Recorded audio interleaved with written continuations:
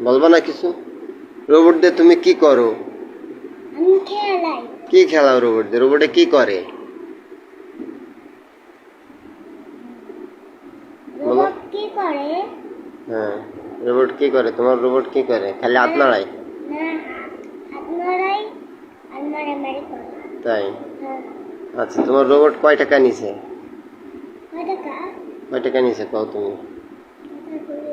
কয় টাকা নিছে? কয় টাকা নিছে তুমি জানো না?